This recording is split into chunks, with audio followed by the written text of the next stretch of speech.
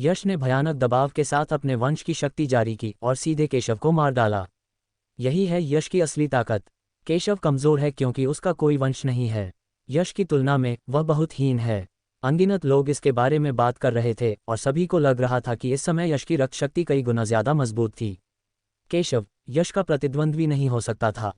ये रक्त प्रतिभा द्वारा लाया गया लाभ है। रतन और अन्य सभी को उम्मीद है कि यश केशव को हरा सकते हैं, या यहाँ तक कि केशव को अपन भी बना सकते हैं। ये बदमाश अंततः हार जाएगा, लेकिन उसके जैसे हारने वाले को हमारा मुख्य शिष्य बनाना वास्तव में अप्रिय है। कई मुख्य शिष्यों ने अपना असंतोष व्यक्त किया। वे सभी पूरे सत्यपथ संप्रदाय में सर्वोच्च प्रतिभाएं हैं और उनकी रक्त प्रतिभाएं उत्कृष्ट हैं। इसलिए जब उन्हें पता चला कि केशव एक मुख्य शिष्य बनेंगे, तो वे स्वाभाविक रूप से दुखी हुए, ये सोचकर कि यह बर्बादी उनके मुख्य शिष्यों के लिए शर्म की बात होगी। वे सभी आशा करते हैं कि यश केशव को हरा देगा। हालांकि जोया, काव्य और अन्य लोगों ने इस दृश्य को देखकर अपना सिर हिला दिया। युवा मास्टर, आप हारेंगे नहीं। मुख्य शिष्यों में से काव्या ने बात की और कहा कि उसने देखा है कि केशव कितना मजबूत था, इसलिए उसे स्वाभाविक रूप से विश्वास था कि केशव असफल नहीं होगा। मुझे नहीं पता कि भाई केशव यश से कैसे निपटेंगे। विरूपम और अन्य लोगों ने भी अपनी आंखों में प्रत्याशा के साथ केशव की दिशा में देखा। गड़गड़ाहट। यश की रक्त शक्ति अत्यंत भयानक है और फिर उसने अपना खून पीने वाला पागल चाकू घुमाया और एक तलवार से बेतहाशा वार किया जो आकाश को चीरती हुई निकल गई। एक शक्तिशाली प्रहार के साथ वह आकाश में फैल गया और आकाश में एक बड़ी दरार पड़ गई, जो इस प्रहार की भयावहता को साबित करने के लिए पर्याप्त थी। केशव का चेहरा शांत रहा और उसे जरा भी परवाह नहीं थी। अगले ही पल उसने कार्रवाई शुरू कर दी। उसके हाथ में तलवार संघनित थी और एक चौंकाने वाली तलवार की रोशनी सीधे फट गई। कौन अधिक शक्तिशाली है, आकाश को काटने वाली तलवार या आकाश को काटने वाली तलवार? सारे दर्शक गंभीरता से देख रहे थे। केशव ने पहली बार तलवार की रोशनी का इस्तेमाल किया था, लेकिन अगर उसने ऐसा किया भी होता तो शायद वह यश का प्रतिद्वंद्वी नहीं होता। रक्तरेखा जो सुधार ला सकती है वह बहुत बड़ा है। गड़गड़ाहट। दोनों हमले एक दूसरे से टकराए और अचानक आकाश और पृथ्वी गड़गड़ा उठे, शून्य कांप उठा और एक चौंकाने वाली आवाज फूट पड़ी। सूर्य और चंद्रमा अपना प्रकाश खो देते हैं और आकाश और पृथ्वी का रंग बदल जाता है। अखाड़ा तो सीधे विस्फोट हो गया। सब कुछ धुंधला हो जाता है। कौन जीत रहा है? मैदान की ओर देखते हुए सभी की आंखें सवालों और उम्मीदों से भरी थीं। धमाका। एक आकृति मैदान से पीछे की ओर उड़ी, हवा में हिंसक रूप से कंपन हुआ और सीधे रिंग पर जा गिरी। उसके मुंह के कोने से खून बह रहा था। ये केशव नहीं है जिसे हर कोई कमजोर समझता है, लेकिन ये यश है। सारा दर्शक वर्ग दंग रह गया। किसी को उम्मीद नहीं थी कि यह यश होगा। ये कैसे संभव है? क्या मैं सही देख रहा हूँ? यश ने अपनी रक्त शक्ति का प्रदर्शन किया है, लेकिन फिर भी वह केशव का मुकाबला नहीं कर सकता। ये बहुत डरावना है। सब हैरान थे। और कौन हो सकता था जो उड़ा जा रहा था, सिवाय यश के? किसी को भी ऐसी स्थिति की उम्मीद नहीं थी। हालांकि यश को पहले ही दबा दिया गया था। यश का वंश विस्फोट हो गया। सभी ने सोचा कि केशव निश्चित रूप से उसका प्रतिद्वंद्वी नहीं होगा और अंत में यश अंतिम जीत हासिल करेगा। लेकिन अंत में केशव को फायदा हुआ। यह आदमी कैसा संकी है? अनगिनत बुजुर्ग दंग रह गए। उन्होंने ऐसा आदमी पहले कभी नहीं देखा था। उसका कोई वंश नहीं है, लेकिन वह उन शीर्ष प्रतिभाशाली लोगों को कुचल देता है जिनका वंश है। तुम्हारे। केशव ने शांति से कहा कि यश वास्तव में कमजोर नहीं था। ये कहा जा सकता है कि अगर वह तलवार से वार न करे तो उसके लिए यश को हराना मुश्किल होगा। असंभव। मैं हारा नहीं, प्रतियोगिता अभी खत्म नहीं हुई है। धिक्कार है केशव, तुमने मुझे ऐसा करने के लिए मजबूर किया। इस समय यश की आंखों में पागलपन का एक संकेत उभरा। उसने केशव को बेहद गुस्से से देखा। वह ये स्वीकार नहीं कर पा रहा था कि अपनी वंशावली जारी करने के बाद भी वह केशव से हार गया। उसके हाथ में एक गोली आ गई। सभी ने गोली को देखा और उनकी आंखों में अचानक परिवर्तन आ गया। यश वास्तव में कहीं भी गोली निगलना चाहता था। उन्हें उम्मीद नहीं थी कि यश वास्तव में गोली निगलना चाहता था। हालांकि संप्रदाय में ऐसा कोई नियम नहीं है कि प्रतियोगिता के दौरान अमृत का इस्तेमाल नहीं किया जा सकता, लेकिन ये लगभग एक अलिखित नियम है कि अमृत का इस्तेमाल मंच पर नहीं किया जा सकता। आखिरकार अमृत निगलना अनुचित है। हालांकि क्योंकि अमृत दुर्लभ और उच्च मूल्य के होते हैं, संप्रदाय प्रतियोगिता के दौरान बहुत कम लोग अमृत निगलते हैं। हालांकि यश ने अपनी वंशावली की शक्ति पहले ही छोड़ दी है, लेकिन वो अभी भी केशव का मुकाबला नहीं कर सकता। अगर वो अमृत भी निगल ले तो भी शायद वो केशव का मुकाबला नहीं कर पाएगा। यश के हाथ में जो गोली है वह रक्त विस्फोट की गोली लगती है। क्या ये वास्तव में रक्त विस्फोट की गोली है? जब सभी ने यश के हाथ में गोली साफ देखी तो उनकी आंखें एकदम बदल गईं। रक्त विस्फोट की गोली किसी व्यक्ति के रक्त की शक्ति को पूरी तरह से मुक्त कर सकती थी, लगभग रक्त को जलाने जैसा प्रभाव प्राप्त कर सकती थी। हालांकि इसकी कुछ कीमत थी, लेकिन ये रक्त को जलाने की कीमत से बहुत कम थी। अपने रक्त को जलाने से आप बर्बाद हो सकते हैं, लेकिन रक्त विस्फोट की गोली निगलने से ऐसा नहीं होगा। लेकिन इससे प्राप्त प्रभाव लगभग रक्त विस्फोट गोली के समान ही है। दूर से अभय ने इस दृश्य को ठंडेपन से देखा। यश के हाथ में जो गोली थी वह उसने ही दी थी, इसलिए स्वाभाविक रूप से वह केशव को आसानी से जाने नहीं देगा। हालांकि यश शुरुआत में केशव के काम को सुलझाने में उसकी मदद करने के लिए तैयार नहीं हुआ था, इसलिए उसने उसे रक्त विस्फोट की गोली से बदलने का फैसला किया। अगर केशव ने उसे इस हद तक मजबूर किया तो वह रक्त विस्फोट की गोली निगलकर केशव को मार डालेगा। जब उसका क्लोन केशव से लड़ा तो वह जानता था कि केशव कोई साधारण व्यक्ति नहीं था, इसलिए उसने स्वाभाविक रूप से इस दृश्य का अनुमान लगाया। अब जबकि यश ने रक्त विस्फोट की गोली निगल ली है, केशव की मृत्यु निश्चित है। भाड़ में जाओ बच्चे। यश ने खूनी विस्फोट की गोली निगल ली। उसकी आंखों में जानलेवा इरादे भरे हुए थे। अब उसकी आंखों में बस एक ही एहसास था, और वो था केशव को मार डालना। उसे लगा कि वह केशव के सामने अपमानित हुआ है। दुर्भाग्य से केशव ने उसे बिल्कुल भी गंभीरता से नहीं लिया। धमाका। यश की स्वर्ग काटने वाली तलवार फिर से बाहर आ गई, जो पहले से कई गुना अधिक शक्तिशाली थी, अत्यंत भयानक। अनगिनत लोगों ने यश द्वारा जारी भयानक जानलेवा इरादे को महसूस किया। एक तलवार जो आकाश को चीरती हुई केशव को ढक रही है। फक फक करना। ये देखकर केशव ने उसे नीचा देखा। हालांकि यश ने गोली निगल ली थी, फिर भी उसने इसे गंभीरता से नहीं लिया। स्वर्ग हत्या तलवार फिर से हमला करती है। एक तेज तलवार जिसमें अत्यधिक शक्ति है। चाहे वह कोई भी चाल चले, मैं उसे एक ही तलवार से तोड़ सकता हूँ। सब लोग आश्चर्य से सामने का दृश्य देख रहे थे। इसी समय उन दोनों के प्रहार से सीधे आकाश और धरती फट गई। उन दोनों की शक्ति अत्यंत प्रबल थी। गड़गड़ाहट। शून्य टूट गया है। यश की तलवार जो आकाश को चीरती थी सीधे टुकड़ों में कट गई। वरिष्ठ भाई यश का हमला नष्ट हो गया। क्या मैं सही देख रहा हूँ?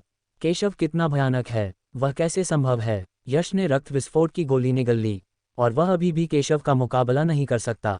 हर कोई दंग रह गया और कहने से खुद को रोक नहीं सका, केशव बहुत मजबूत है। कई लोग बेकाबू होकर कांप उठे। क्या ये भी इंसान है? टकराना। यश हैरान रह गया। बची हुई ताकत से वह जमीन पर गिर पड़ा। उसके शरीर पर अनगिनत निशान थे और खून बह रहा था। केशव अभी भी वहीं खड़ा था। उसका शरीर भयानक था, लेकिन भयानक अवशिष्ट शक्ति उसे जरा भी नुकसान नहीं पहुंचा सकी। उसे जरा भी चोट नहीं लगी थी। स्टॉप। केशव जोरावर की बातों का मतलब समझ गया। क्या वह उसे अपना शिष्य बनाना चाहता था? उसे थोड़ा आश्चर्य हुआ, लेकिन जब उसने जोया के बारे में सोचा तो उसे ज्यादा आश्चर्य नहीं हुआ। उसने सोचा कि जोया ने जोरावर को उसके प्रेम प्रसंगों के बारे में बता दिया होगा, वरना उसने जो वंश शक्ति दिखाई थी उसके चलते जोरावर उसे अपना शिष्य नहीं बनाना चाहेगा। संप्रदाय गुरु वास्तव में इस कचरे को अपने अंदर लेना चाहता है। क्या हो रहा है? तेजप्रताप और दूसरे बुजुर्ग बहुत बुरे लग रहे थे। उन्हें उम्मीद नहीं थी कि जिस आदमी को वे नीची नज़र से देखते थे, असल में संप्रदाय का नेता उसे अपना शिष्य बनाना चाहता था। वे पहले केशव की उपलब्धियों से प्रभावित थे और सोचते थे कि केशव एक शीर्ष प्रतिभाशाली व्यक्ति है, लेकिन केशव की प्रतिभा की खोज के बाद उन्होंने यह विचार छोड़ दिया, क्योंकि बिना वंश के प्रतिभाशाली व्यक्ति को भविष्य में कुछ भी हासिल नहीं होगा और वह कभी भी वंश के प्रतिभाशाली व्यक्ति के साथ तुलना नहीं कर सकेगा। केशव जैसे व्यक्ति को स्वीकार करने से उनकी प्रतिष्ठा पर कलंक लग सकता था, इसलिए उन्होंने केशव को अपना प्रशिक्षु स्वीकार करने का विचार त्याग दिया। हालांकि किसी को भी उम्मीद नहीं थी कि संप्रदाय का नेता सबके सामने केशव के प्रति अपने स्नेह को प्रकट करेगा। कई उच्च कोटि के प्रतिभाशाली लोगों के चेहरे पर बेहद भद्दे भाव थे। उनमें से कई यश जैसे थे, जो संप्रदाय के गुरु के शिष्य बनना चाहते थे। सभी जानते थे कि संप्रदाय के गुरु के शिष्य बनकर उन्हें कितने लाभ हो सकते हैं, लेकिन उनमें से किसी को भी संप्रदाय के गुरु का समर्थन नहीं था। हालांकि अब एक बेकार व्यक्ति को संप्रदाय के गुरु का समर्थन प्राप्त था, जो उसे अपना शिष्य बनाना चाहता था। इससे स्पष्ट था कि वह उन्हें तुच्छ समझता था। अभय का चेहरा गंभीर लग रहा था। अगर केशव को संप्रदाय के गुरु ने शिष्य के रूप में स्वीकार कर लिया तो संप्रदाय में उसकी स्थिति उससे भी ज्यादा भयावह हो जाएगी। और तो और वह केशव से बदला लेना चाहता था, और अगर केशव ने उससे बदला न लिया तो वह खुशकिस्मत होगा। यद्यपि उनकी पृष्ठभूमि कमजोर नहीं है, फिर भी ये किसी संप्रदाय के नेता की पृष्ठभूमि से कहीं अधिक निम्न है। तो क्या हुआ अगर केशव हार गया? संप्रदाय गुरु के समर्थन में उसे मारना तो आसान है। केशव बहुत भाग्यशाली है। उसके जैसे हारने वाले को वास्तव में संप्रदाय गुरु का समर्थन प्राप्त है। लगता है अब मैं इस आदमी को बेकार नहीं कह सकता। मुझे अपना सुर बदलना होगा। और भी कई प्रतिभाशाली लोग केशव को ईर्ष्या और जलन से देखने लगे। संप्रदाय के नेता ने उस आदमी को खुद क्यों नहीं, बल्कि केशव को पसंद किया। उन सभी का मानना था कि केशव निश्चित रूप से संप्रदाय गुरु के अनुरोध को स्वीकार कर लेंगे और उनके शिष्य बन जाएंगे। आपको ये जानना होगा कि दूसरा पक्ष दक्षिया के 4 शीर्ष संप्रदायों में से एक का नेता है। वह बहुत शक्तिशाली और भयानक है। नेता की सद्भावना का सामना करते हुए वे निश्चित रूप से बिल्कुल भी नहीं हिचकिचाएंगे और सीधे नेता के गुप्त शिष्य बनने का विकल्प चुनेंगे। हर कोई समझ गया कि सत्यपथ संप्रदाय में स्थिति बदल सकती है। मुझे नहीं पता कि भाई केशव मानेंगे या नहीं। उस समय सभी बुजुर्गों ने भाई केशव का मजाक उड़ाया था और उन्हें बेकार बताया था। अब संप्रदाय के गुरु भाई केशव को शिष्य के रूप में स्वीकार करना चाहते हैं। यह उनके मुंह पर तमाचा है। मंच के नीचे अमन ने केशव को देखा और कहा कि जब केशव स्वर्गीय सीढ़ी सूची में सबसे ऊपर पहुंचे तो बहुत सनसनी फैल गई। अनगिनत बुजुर्ग सिर्फ केशव के लिए एकांतवास से बाहर आए और केशव को अपना शिष्य बनाना चाहते थे।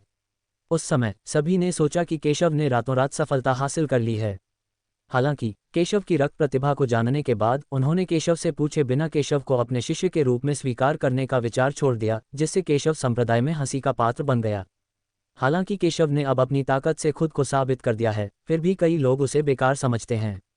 अब संप्रदाय का नेता केशव को अपना शिष्य बनाना चाहता है, जो उन बुजुर्गों के मुंह पर एक करारा तमाचा है जो सोचते हैं कि केशव का बेकार होना तय है। संप्रदाय के नेता को पहले से ही पता था कि केशव का कोई वंश नहीं था, लेकिन फिर भी वह केशव को अपना शिष्य स्वीकार करने को तैयार था। ऊंचे मंच पर जोरावर ने प्रशंसा और उम्मीद के साथ केशव को देखा। केशव के जवाब की प्रतीक्षा कर रहा था। कोई नहीं जानता कि जोरावर केशव के बारे में इतना आशावादी क्यों है, लेकिन जब तक केशव सहमत है वह एक कदम में शीर्ष पर पहुंच सकता है। आपकी दयालुता के लिए धन्यवाद गुरुजी। हालांकि आप अपने कामों में व्यस्त हैं, इसलिए मैं आपको परेशान नहीं करूंगा। केशव ने अपनी मुट्ठियां भींच लीं और कहा। धमाका। जब केशव ने बोलना समाप्त किया तो पूरा दर्शक आश्चर्यचकित रह गया। वहां भय का विस्फोट हुआ। अस्वीकार कर दिया? क्या मैंने सही सुना? इस लड़के केशव ने वास्तव में संप्रदाय गुरु की दयालुता को अस्वीकार कर दिया। क्या वह नहीं जानता कि संप्रदाय गुरु उसका संवर्धन करना चाहते हैं और उसे एक शिष्य के रूप में स्वीकार करना चाहते हैं? वह एक बेकार व्यक्ति है, लेकिन संप्रदाय गुरु को वह पसंद आ गया। क्या उसे आभारी नहीं होना चाहिए और प्रस्ताव स्वीकार नहीं करना चाहिए? लेकिन उसने वास्तव में मना कर दिया। दर्शकों में से किसी को भी उम्मीद नहीं थी कि केशव इस तरह जवाब देगा। उन्होंने मूल रूप से सोचा था कि केशव खुश हो जाएगा और उन्हें धन्यवाद देगा और इस प्रकार संप्रदाय मास्टर के अनुरोध पर सहमत हो जाएगा। हालांकि अप्रत्याशित रूप से केशव ने वास्तव में संप्रदाय के नेता की दयालुता को अस्वीकार कर दिया। दूसरा पक्ष संप्रदाय का नेता है, जिसका दर्जा उपसंप्रदाय के नेता तेज प्रताप से भी ऊंचा है और उसकी ताकत और भी अधिक शक्तिशाली और भयानक है। सभी बुजुर्ग उलझन में थे। उन्हें समझ नहीं आ रहा था कि केशव संप्रदाय के नेता को क्यों अस्वीकार कर देगा। जोया ने अपने लाल होंठ खोले। वह कल्पना करने में असमर्थ थी कि केशव उसके पिता को क्यों अस्वीकार करेगी। केशव के चेहरे पर एक शांत भाव था। उसे समझ नहीं आ रहा था कि जोरावर उसे जोया की वजह से अपना शिष्य बनाना चाहता है या सिर्फ उसकी ताकत की वजह से, लेकिन उसे जरा भी दिलचस्पी नहीं थी। दूसरों की नज़र में जोरावर दक्षिया का सर्वोच्च शक्ति संपन्न व्यक्ति है। हालांकि उसकी नज़र में जोरावर एक साधारण संप्रदाय का नेता मात्र है, और यह कहना अतिशयोक्ति नहीं होगी कि वह एक चींटी है। वह उसका स्वामी बनने के योग्य नहीं है, वरना अगर यह बात बाहर निकल गई तो मजाक ही होगा कि वह अद्वितीय परम सत्ता वास्तव में एक चींटी को अपना स्वामी मानकर पूछती है। जोरावर दंग रह गया। उसे उम्मीद नहीं थी कि केशव उसे बिना किसी हिचकिचाहट के मना कर देगी। एक सांस लेने के बाद उसने अपना संयम वापस पा लिया। केशव की ओर देखा और कहा, कोई बात नहीं, अभी भी कई दिन बाकी हैं। सबको आश्चर्य हुआ कि संप्रदाय के नेता ने केशव की बातें सुनकर जरा भी नाराजगी नहीं दिखाई। उनकी बातों से पता चलता था कि उन्होंने केशव को दोष नहीं दिया था और केशव को इस बारे में अच्छी तरह सोचने को कहा था। केशव के चेहरे पर शांति थी। उसने संप्रदाय के नेता को प्रणाम किया और फिर मंच से चला गया। आंतरिक संप्रदाय प्रतियोगिता अंततः समाप्त हो गई है। केशव का नाम पूरे त्यानशुवान संप्रदाय में फैल गया। किसी को उम्मीद नहीं थी कि केशव आंतरिक संप्रदाय में प्रथम स्थान प्राप्त करेगा। किसी को उम्मीद नहीं थी कि संप्रदाय गुरु केशव को अपना शिष्य स्वीकार करना चाहेंगे, और किसी को उम्मीद नहीं थी कि केशव वास्तव में मना कर देगा। वे नहीं जानते कि केशव क्या सोच रहा है। संप्रदाय के नेता ने केशव को अपना शिष्य स्वीकार कर लिया और किसी ने भी मना नहीं किया। लेकिन केशव ने इनकार कर दिया, और वे केवल इस बात से घृणा कर सकते थे कि संप्रदाय के नेता द्वारा पसंद किया गया व्यक्ति वे नहीं थे। हालांकि सभी का ध्यान जल्दी ही केशव से हट गया, क्योंकि मुख्य शिष्य प्रतियोगिता आयोजित होने वाली थी। शीर्ष 10 अनुक्रमों के अलावा मुख्य शिष्य पूरे संप्रदाय में सबसे उत्कृष्ट प्रतिभाशाली हैं।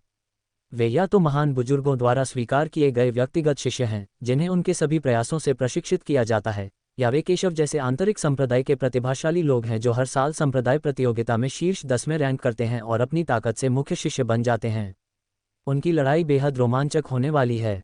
हर कोई उनकी लड़ाई से बहुत कुछ सीखेगा और स्वाभाविक रूप से इसे मिस नहीं करना चाहेगा। स्टॉप, मैं तुमसे कैसे हार सकता हूँ? यश ने अविश्वास से कहा। केशव से निपटने के लिए उसने रक्त विस्फोट की गोली निगलने की कीमत चुकाई, लेकिन वो केशव का कोई मुकाबला नहीं कर सका। वो केशव को जरा भी चोट नहीं पहुंचा सका। उल्टा केशव ने उसे बुरी तरह घायल कर दिया। कुछ भी असंभव नहीं है, तुम बस बहुत कमजोर हो, केशव ने शांति से कहा। तुम शुरू से ही मेरे प्रतिद्वंद्वी नहीं थे। मैं अब तक तुमसे इसलिए लड़ रहा हूं क्योंकि मैंने तुम्हें अपने प्रशिक्षण में एक प्रतिद्वंद्वी की तरह ही माना है। मैंने अपनी ताकत पर लगाम लगा रखी है। दुर्भाग्य से तुम खुद को बहुत ज्यादा गंभीरता से लेते हो, केशव ने शांति से कहा। पफ, लोगों को मारना और उनके दिलों को नष्ट करना। यश ने जब केशव के शब्द सुने तो खून की उल्टी कर दी। अगले ही पल वह बेहोश हो गया। वह हमेशा खुद को एक शीर्ष प्रतिभाशाली व्यक्ति मानता था और केशव को नीची नज़र से देखता था, लेकिन उसने कभी नहीं सोचा था कि वह केशव द्वारा प्रशिक्षण की एक वस्तु मात्र था। यश को बेहोश देखकर केशव ने उसकी जान बचा ली। अगर कोई और उसके प्रति जानलेवा इरादा दिखाता तो केशव उसे कभी नहीं जाने देता। हालांकि यश को उसके खिलाफ पहले से कोई जीवन मरण की शिकायत नहीं थी, वह सिर्फ ये स्वीकार नहीं कर सका कि वह उसका मुकाबला नहीं कर सकता था। वह रक्त विस्फोट की गोली निगलने की कीमत चुका था और बची हुई शक्ति से बुरी तरह घायल होकर लगभग विकलांग हो गया था। उसे वह सज़ा मिल चुकी थी जिसका वह हकदार था। इसके अलावा संप्रदाय प्रतियोगिता में किसी की जान नहीं जा सकती थी, इसलिए वह उसकी जान बख्श देगा। रेफरी मैदान पर दौड़ा और दुखी यश को देखा, उसका चेहरा पूरी तरह बदल गया। यश की जांच करें। यश लगभग बेकार हो गया है, लेकिन वह कुछ कह नहीं पाया। आखिरकार यश अपने प्रतिद्वंद्वी जितना कुशल नहीं था और केशव से हार गया था। वह बस इतना ही कह सका कि केशव बहुत भयानक था। यश बाय। रेफरी ने परिणाम की घोषणा की और किसी को यश को इलाज के लिए अस्पताल ले जाने के लिए कहा। सारा दर्शक समुदाय मौन था। हर कोई भय में डूबा हुआ था और खुद को बाहर नहीं निकाल पा रहा था।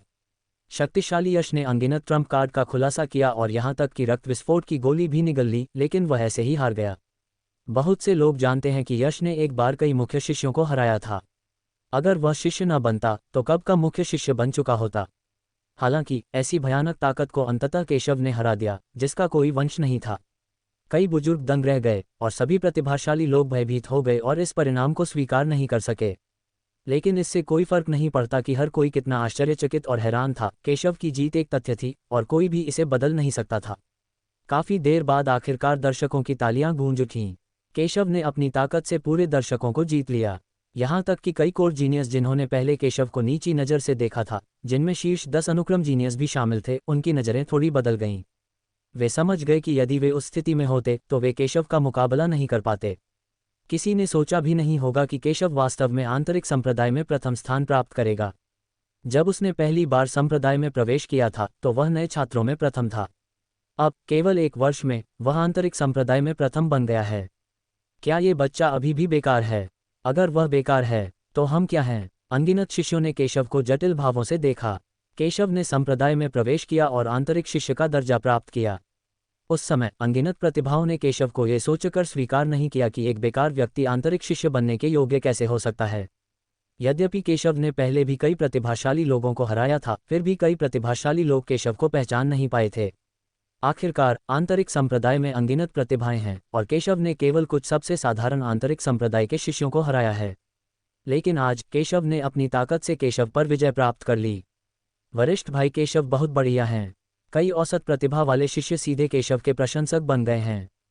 केशव ने अपने अनुभव से उन्हें बताया कि अगर किसी की प्रतिभा औसत भी हो तो भी एक शीर्ष प्रतिभाशाली व्यक्ति बनने का मौका होता है। संप्रदाय गुरु, यह आदमी सचमुच बहुत क्रूर है। यश जैसी उच्च स्तरीय प्रतिभा को ऐसे ही अपंग बना दिया गया। हालांकि कई बुजुर्ग बहुत नाखुश थे, जिनमें ली यू और बालाजी भी शामिल थे, जिनके शिष्यों को केशव ने मार डाला था। वे केशव से बदला लेने का अवसर ढूंढना चाहते थे, इसलिए जब उन्होंने देखा कि केशव ने संप्रदाय की शीर्ष प्रतिभा को लगभग नष्ट कर दिया है तो वे चाहते थे कि संप्रदाय का नेता केशव को दंडित करे। कई अन्य बुजुर्ग भी यश को अपना शिष्य बनाने का अवसर ढूंढना चाहते थे।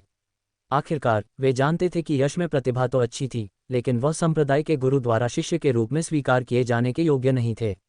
जब तक संप्रदाय के गुरु उन्हें अस्वीकार नहीं कर देते तब तक उनके पास एक मौका था। हालांकि केशव ने यश को गंभीर रूप से घायल कर दिया। यहाँ तक कि अगर यश अपंग नहीं हुआ होता तो भी यह अपंग होने से अलग नहीं होता और उसके बाद वह अन्य प्रतिभाशाली लोगों से कहीं अधिकहीन होता। जोरावर ने ये सुना लेकिन शांति से बोला, एक संप्रदाय प्रतियोगिता में, एक आमने सामने के टकराव में, अगर हम अपने प्रतिद्वंद्वी जितने कुशल नहीं हैं और हार जाते हैं तो हमें विजेता को दंडित क्यों करना चाहिए? और अगर यह बाहर आ गया तो अन्य संप्रदाय के प्रतिभाशाली लोग क्या सोचेंगे? केशव की जीत निष्पक्ष और ईमानदार थी। हालांकि केशव का कोई वंश नहीं था और यश की तुलना में वह बेकार था, फिर भी वह जीत गया। यश अपने घटिया कौशल के कारण केशव से हार गया, लेकिन किसी ने कुछ नहीं कहा। जब ली यू और अन्य बुजुर्गों ने यह सुना तो उनके चेहरे गंभीर हो गए, लेकिन वे कुछ नहीं कर सकते थे। वे बस उम्मीद की एक किरण पकड़े हुए थे। आखिरकार केशव ने संप्रदाय प्रतियोगिता में अपने प्रतिद्वंद्वी को निष्पक्ष रूप से हरा दिया था और उन्हें कोई बहाना नहीं सूझ रहा था। भाई केशव, आप सचमुच अद्भुत हैं।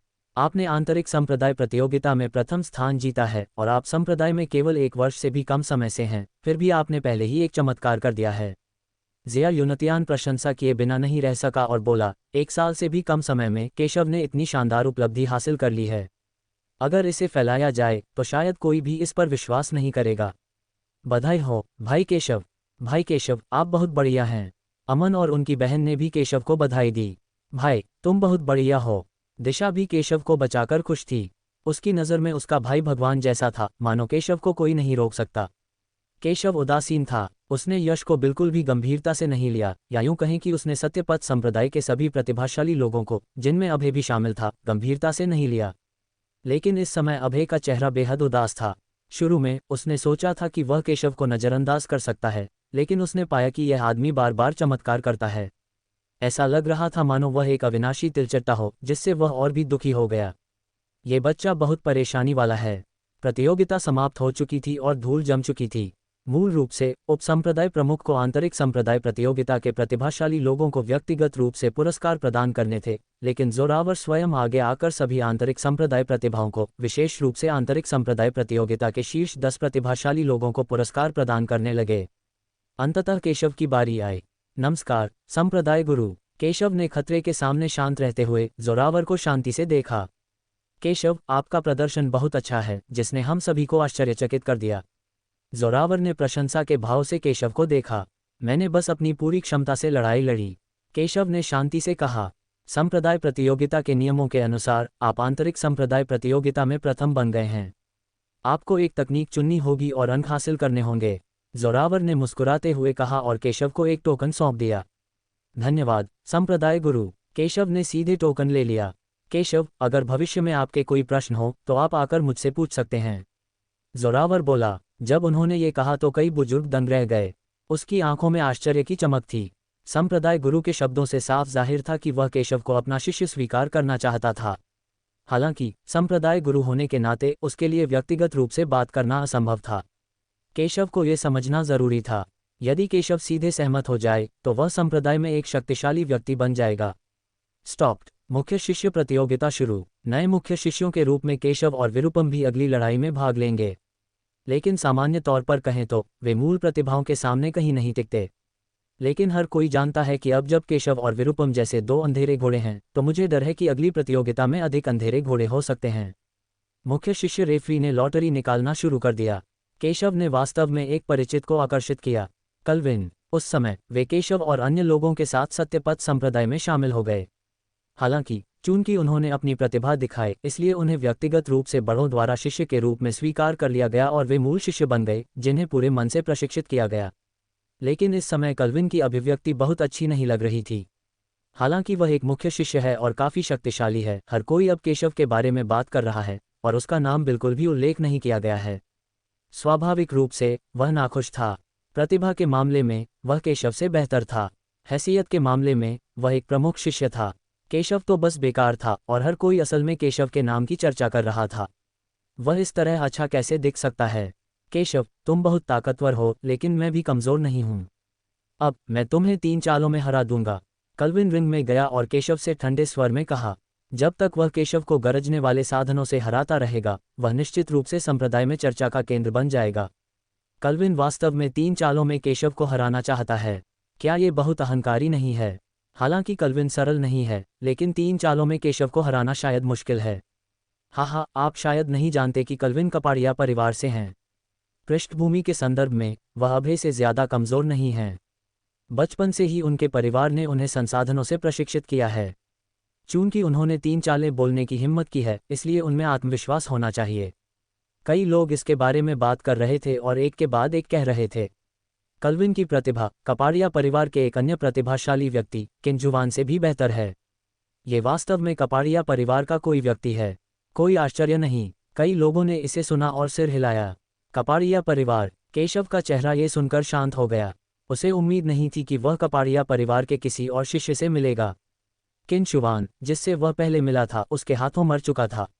यद्यपि कल्विन में कुछ ताकत है, लेकिन वह इसे गंभीरता से नहीं लेता है। उसे 3 चालों में हराने की कोशिश करना एक मजाक है।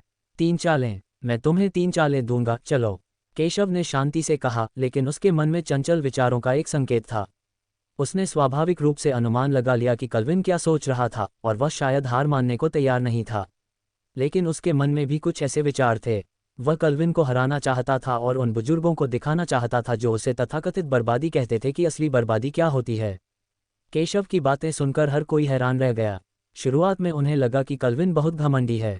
आखिरकार केशव ने कमाल की ताकत दिखाई थी। 3 चालों में केशव को हराना नामुमकिन था, लेकिन किसी को उम्मीद नहीं थी कि केशव असल में उससे तेज था। दूसरों ने कहा कि वे उसे 3 चालों में हरा सकते हैं, लेकिन उसने वास्तव में कहा कि वह दूसरे पक्ष को 3 चालें लेने देगा। इससे कल्विन का चेहरा बहुत बदसूरत हो गया। वह घमंडी था क्योंकि उसके पास घमंड करने की ताकत थी। उसने बचपन से ही अनगिनत संसाधनों का आनंद लिया था।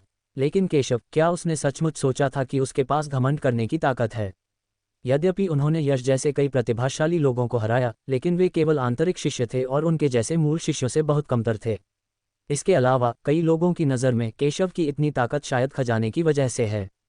आखिरकार बहुत से लोग यह मान ही नहीं पाते कि केशव, जो एक बेकार इंसान है, इतनी ताकतवर कैसे हो सकती है।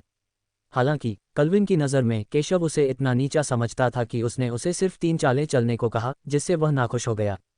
उसे केशव को हराना ही होगा। धमाका! उसके हाथ में एक लंबी तलवार दिखाई दी।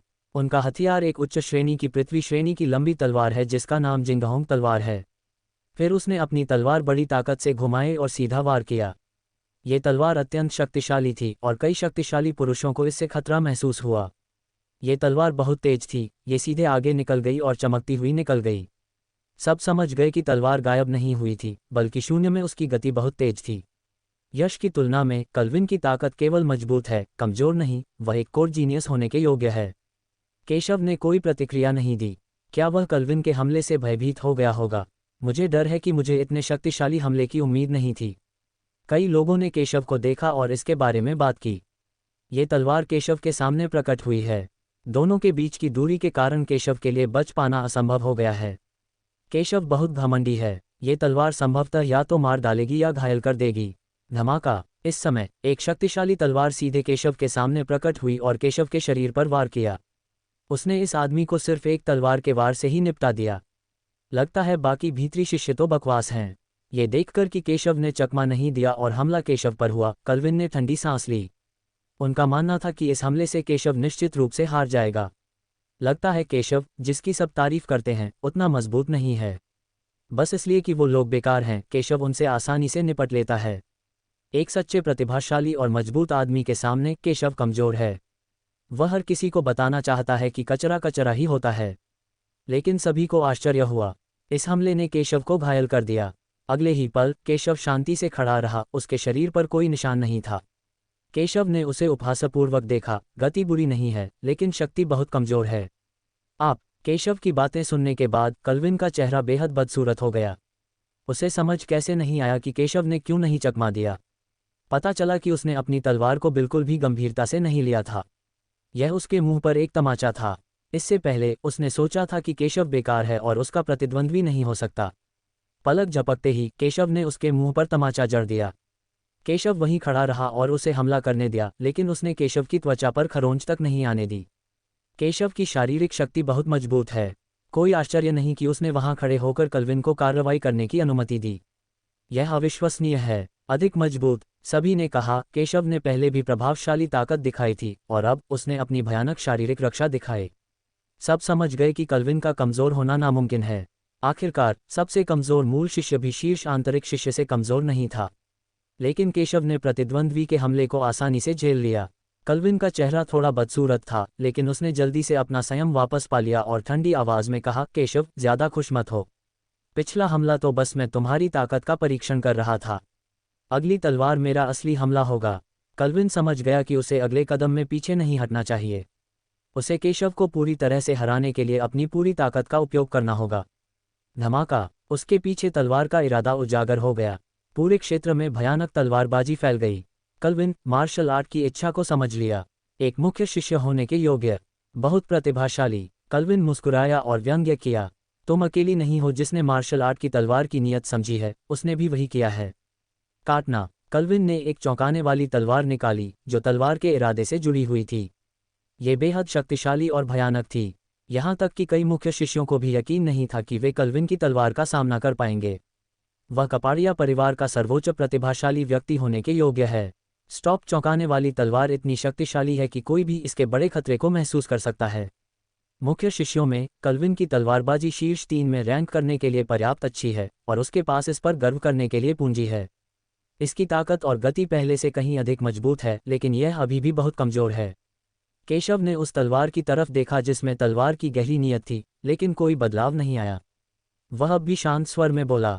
केशव ने बस हाथ हिलाया और तलवार को दूर फेंक दिया। धमाका! हर कोई दंग रह गया जब उन्होंने देखा कि केशव ने कल्विन की तलवार को सिर्फ एक ही वार से कुचल दिया। तुम्हें पता है, कल्विन एक साधारण प्रतिभाशाली व्यक्ति नहीं है। यहाँ तक कि मुख्य शिष्यों में भी उनका स्थान शीर्ष पर है। इस पल आखिरकार सबको समझ आ गया कि केशव इतना ताकतवर क्यों है। उन्हें तो ये भी शक था कि केशव कुछ भी नहीं कर रहा है। ये तो वाकई एक राक्षस था। केशव ने लापरवाही से कल्विन के हमले को नाकाम कर दिया और उसे रिंग पर पटक दिया, जिससे रिंग में एक बड़ी दरार पड़ गई। ये हमले की भयावहता दिखाने के लिए काफ़ी था, लेकिन इससे केशव को जरा भी चोट नहीं आई। कल्विन का चेहरा बेहद बदसूरत हो गया। उसने अभी अभी कहा था कि वह केशव को 3 चालों में हरा सकता है और वह बेहद आश्वस्त था। हालांकि उसे उम्मीद नहीं थी कि वह इतने लंबे समय तक केशव को हरा नहीं पाया था। स्वाभाविक रूप से इससे उसका चेहरा बेहद बदसूरत हो गया था। ये हारा हुआ व्यक्ति मेरी 2 तलवारों का सामना आसानी से कैसे कर सकता है? ये कैसे संभव है? कल्विन इसे स्वीकार नहीं कर सका। वह जानता था कि केशव कोई साधारण व्यक्ति नहीं है, लेकिन उसने यह उम्मीद नहीं की थी कि वह उसके हमले को इतनी आसानी से नाकाम कर देगा। इससे उन्हें बहुत अपमानित महसूस हुआ। धमाका! उसकी जानलेवा मंशा बेतहाशा फैल गई और इस क्षण उसका खून भी सीधे फूट पड़ा। उसका वंश पृथ्वी दानव भालू का है। हर कोई देख सकता था कि कल्विन को कोई आपत्ति नहीं थी, लेकिन सभी को यह समझ में आ गया कि यदि वे होते तो शायद वे भी ऐसा ही करते। आखिरकार उसने अभी कहा था कि वह 3 चालों में केशव से छुटकारा पा सकता है, और केशव ने फिर भी उसे 3 चालें चलने के लिए कहा। यदि वह वास्तव में 3 चालों में केशव को नहीं हरा सका तो वह वहां उपस्थित सभी प्रतिभाशाली लोगों के सामने अपना चेहरा खो देगा और वे इसे स्वीकार नहीं कर पाएंगे। कल्विन ने केशव को जानलेवा नजरों से देखा। इस समय वह बहुत शक्तिशाली था। उसने अपने वंश की शक्ति का इस्तेमाल किया और उसकी ताकत कई गुना बढ़ गई। गड़गड़ाहट! स्वर्गीय आत्मा तलवार! फिर एक तलवार सीधे बाहर आ गई। इस कदम से एक भयानक शक्ति उत्पन्न हुई जिसने स्वर्ग और पृथ्वी के बीच एक बड़ी दरार पैदा कर दी। एक भयानक स्थानिक शक्ति उत्पन्न हुई जो वास्तव में डरावनी थी। अनगिनत बलवान पुरुषों ने इस हमले को देखा और यहाँ तक कि मौत का खतरा भी महसूस किया। ये तलवार अत्यंत शक्तिशाली है। कल्विन की आंखें ठंडी थीं और उसकी तलवार केशव को मारने के लिए तनी हुई थी। अगर वो केशव को मार भी न पाए तो भी केशव को गंभीर रूप से घायल करने के लिए काफ़ी होगा। उसने सोचा कि केशव निश्चित रूप से घबरा जाएगा और इस तलवार का सामना करते समय नुकसान में रहेगा, लेकिन केशव शांत रहा और उसने बिल्कुल भी परवाह नहीं की। उसके सामने तलवारबाजी का प्रदर्शन करना निस्संदेह गुवानगोंग के सामने अपनी तलवार कौशल दिखाने जैसा है। उसने कल्विन की तलवारबाजी को बिल्कुल भी गंभीरता से नहीं लिया। ये चालें अन्य शक्तिशाली पुरुषों के खिलाफ उपयोगी हो सकती हैं, लेकिन उनका उस पर कोई प्रभाव नहीं पड़ता। तोड़ना! केशव ने शांति से कहा, चाहे वह कोई भी चाल चले, वह उन्हें एक ही तलवार से मार डालेगा। धमाका! एक चौंकाने वाली तलवार सीधे बाहर कटा हुआ। हर कोई केशव की तलवार का आतंक महसूस कर सकता है। इससे पहले जब उसने यश के साथ मुकाबला किया था, उससे भी अधिक शक्तिशाली। हर कोई जानता था कि केशव तलवारबाजी में अच्छा था, लेकिन किसी को उम्मीद नहीं थी कि वह इतना अच्छा होगा। गड़गड़ाहट! केशव ने अपनी तलवार से वार किया। त्यानलिंग तलवार वाकई शक्तिशाली थी, लेकिन केशव की तलवार के आगे वह कमजोर पड़ गई और पल भर में नष्ट हो गई। ये सीधे विस्फोटित हुआ, जिसके परिणामस्वरूप एक भयानक परिणाम सामने आया। टकराना! कल्विन अवशिष्ट बल से उड़ गया और जमीन पर भारी होकर गिर पड़ा। खून की धार बह रही थी। वह केशव का मुकाबला बिल्कुल नहीं कर सकता। मैं कुछ नहीं देख पा रहा हूँ। अपने सभी तुरुप के पत्तों के बावजूद कल्विन अभी भी केशव का मुकाबला नहीं कर सकता। केशव, यह आदमी किस तरह का राक्षस है? अनगिनत प्रतिभाशाली लोग अवाक थे, समझ नहीं पा रहे थे कि इस समय क्या कहें। केशव द्वारा प्रदर्शित शक्ति ने सभी को अवाक कर दिया। 3 चालें बीत चुकी हैं। तुम मुझे 3 चालें दो और मैं तुम्हें एक। अगर तुम इस एक चाल का सामना कर सके तो तुम जीत जाओगे, केशव ने शांति से कहा। केशव की बातें सुनकर कल्विन क्रोधित हो गया। उसने केशव को 3 चालें दी, लेकिन केशव ने कहा कि उसे केवल एक चाल झेलनी होगी। हालांकि वह एक भी हमले का सामना करने के लिए पर्याप्त आश्वस्त नहीं था। केशव बहुत मजबूत है। केशव द्वारा प्रदर्शित भयानक शक्ति ने उसे अपने और केशव के बीच बहुत बड़ा अंतर महसूस कराया। केशव, तुमने यही मांगा था। अगर मैं तुम्हें हरा भी न सकूं तो तुम्हारे लिए मुझे हराना इतना आसान भी नहीं होगा। कल्विन खड़े हुए और गुस्से से बोले कि आज वो 3 चालों में भी केशव को नहीं हरा पाए और यहाँ तक कि वो तोड़ भी गए। ये वाकई शर्मनाक था, लेकिन उसे विश्वास नहीं था कि केशव उसे एक ही चाल में हरा सकता है। धमाका! उसके शरीर पर एक सुनहरी रोशनी चमक उठी और वह एक मध्यम श्रेणी का पृथ्वी स्तरीय कवच था। जब वह कवच पहना जाता तो उसे कछुए के खोल जैसी सुरक्षा मिल जाती। साथ ही उन्होंने अपने सामने एक रक्षात्मक कवच बनाने के लिए आध्यात्मिक ऊर्जा को संघनित करना जारी रखा। इस आत्मविश्वास के साथ, चाहे केशव कितना भी मजबूत क्यों न हो, उसे विश्वास नहीं है कि केशव उसे एक ही चाल में हरा सकता है। केशव अपने अहंकार से हार गया। केशव ने ये देखा और शांति से मुस्कुराया। चूंकि उसने ये कहने की हिम्मत की थी कि वह कल्विन को एक ही चाल में हरा सकता है, तो उसे पूरा भरोसा होना चाहिए। एक टूटा हुआ कछुआ खोल भी मुझे रोकना चाहता है। केशव को इसकी कोई परवाह नहीं थी। कल्विन के पास चाहे कितने भी रक्षात्मक उपाय क्यों न हो, वह कभी उसका विरोधी नहीं बन सकता था। धमाका! केशव ने लापरवाही से अपना दाहिना हाथ उठाया और एक तलवार निकाली। एक भयानक तलवार की किरण सीधे बाहर निकली। इस तलवार में जबरदस्त शक्ति थी और तलवार की ऊर्जा फट गई, आकाश में उड़ गई और सीधे कल्विन की ओर मार गिराए। अनगिनत शक्तिशाली लोग जिन्होंने इसे देखा, वे अपने भाव बदलने से खुद को नहीं रोक सके। अनगिनत बलवान पुरुष दंग रह गए और उनके चेहरे पूरी तरह बदल गए।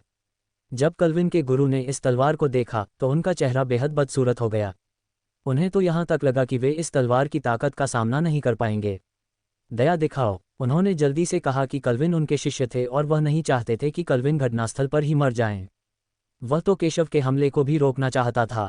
चिंता मत करो, इस बच्चे का कोई हत्या का इरादा नहीं है, अन्यथा कल्विन विरोध नहीं कर पाएगा चाहे वह किसी भी तरीके का उपयोग करे। ये देखकर जोरावर ने शांति से कहा कि अगर केशव वास्तव में किसी को मारना चाहता है तो कल्विन उसे बिल्कुल भी नहीं रोक पाएगा।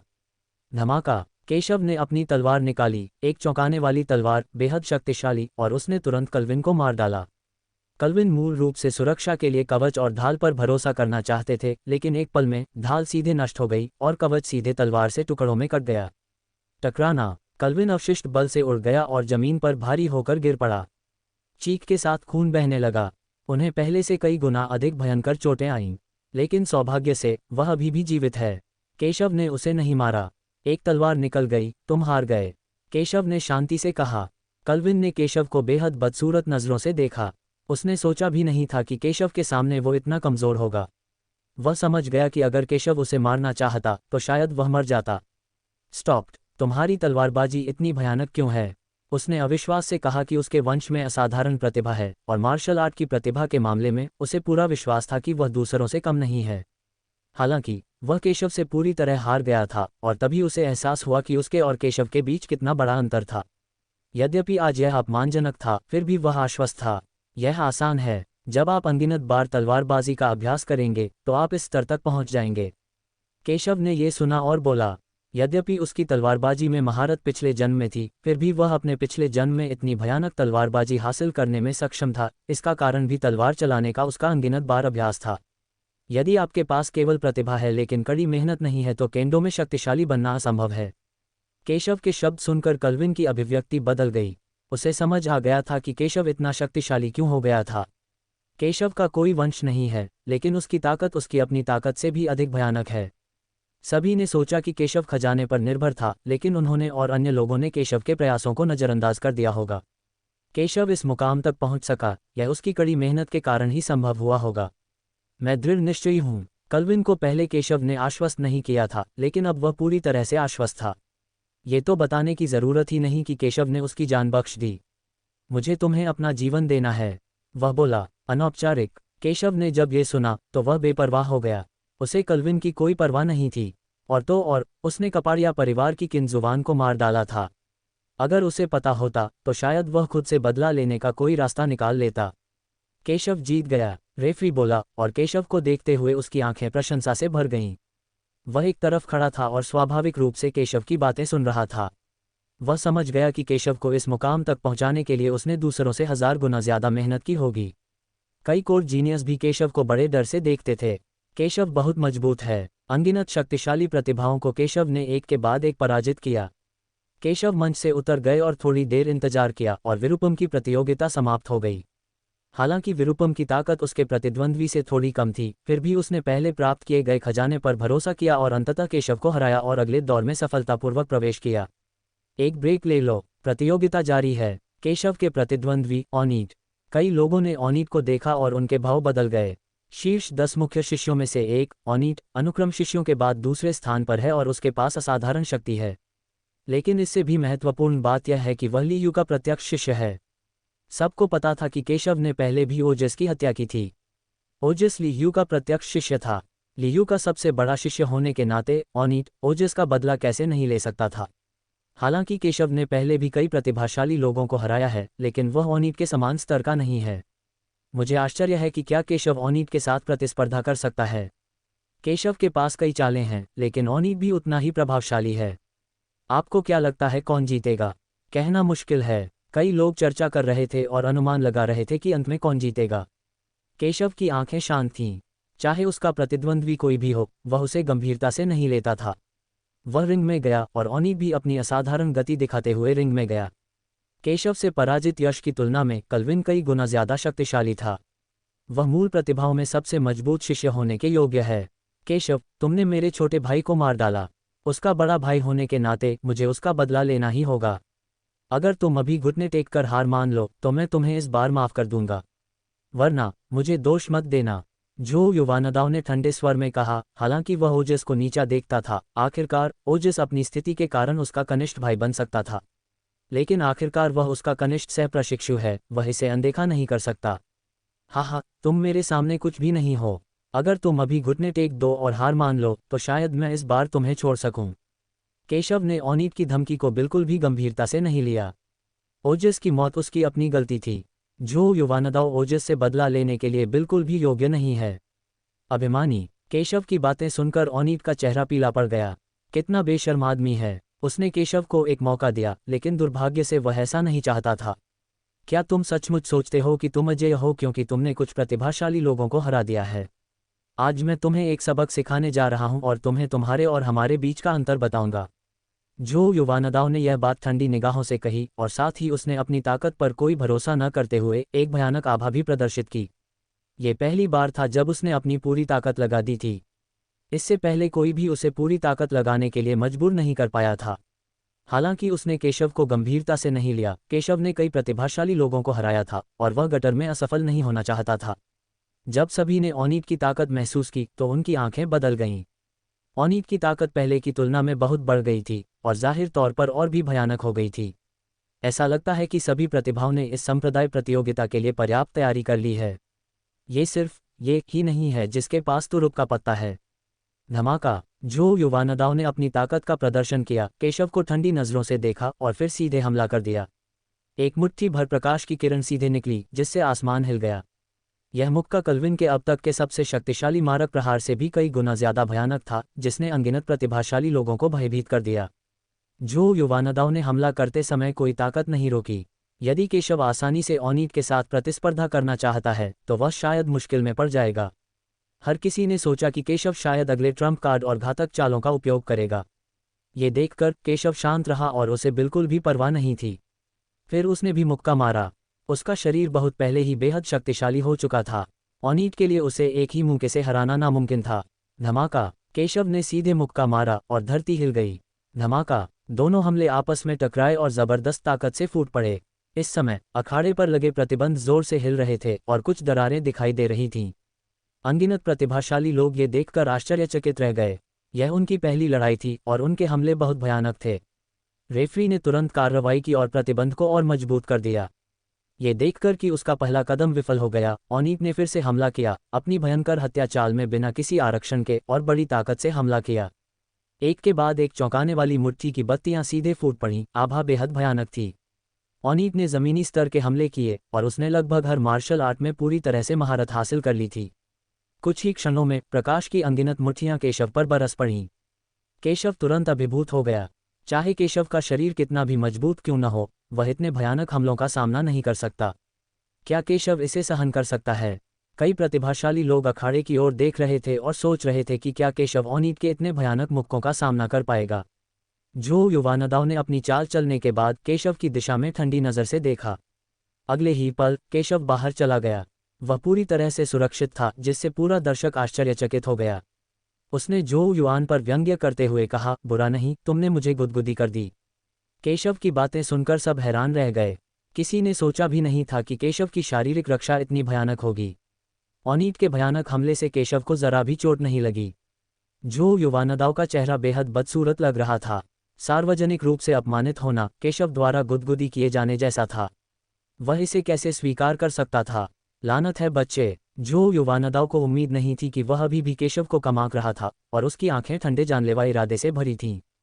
अचानक उसके हाथ में एक रक्त लाल लंबा चाकू प्रकट हुआ।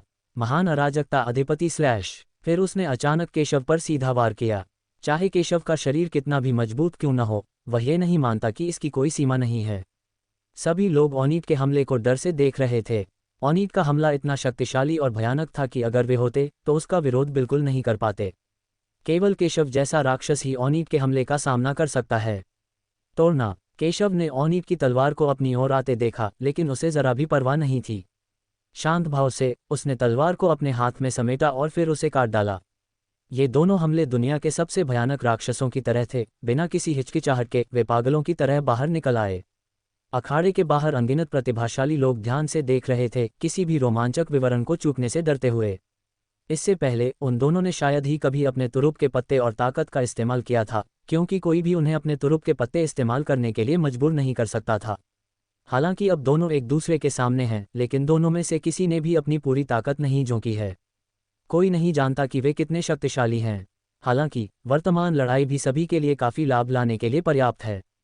दोनों हमले आपस में टकराए और सीधे विस्फोट हो गया और दोनों को एक ही समय में कई मीटर पीछे हटने के लिए मजबूर होना पड़ा।